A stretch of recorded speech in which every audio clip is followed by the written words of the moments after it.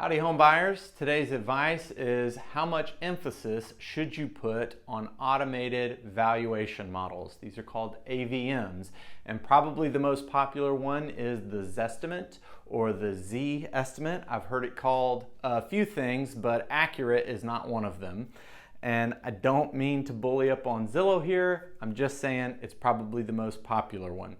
If we wanted to talk about how bad it is, we would probably tell you about how their iBuyer program, which used algorithmic pricing, failed in one of the most quickly appreciating real estate markets the world has ever seen.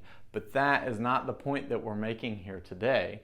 Today we're just talking about all of these different AVMs that you see on Realtor.com, on Zillow, or use your home search app of choice, and you'll see their estimate for what this property value should be. Again, these are algorithms, guys, so it's very difficult for them to take into account, how updated is the house? Does it back up to a busy street? And to really emphasize and illustrate the point of just how bad these valuation models can be, this scenario literally happened this weekend.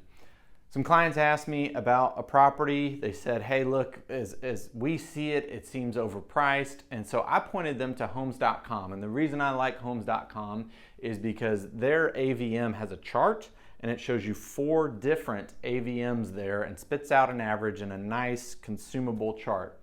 Well, right there within that chart, you had one company saying that the property could be worth $628,000, another saying $502,000. So between these two AVMs, there was a difference of around 25%, and that is just wildly inaccurate if you're trying to figure out how much is a property worth. And this is not a very unique property. This is an interior subdivision property, and so despite the consistency that may be in that neighborhood, these AVMs were just wholly inaccurate if you really wanted to make a price decision. So when it comes to AVMs, how much emphasis should you put on it? About as much emphasis as it takes for you to open and consume that information.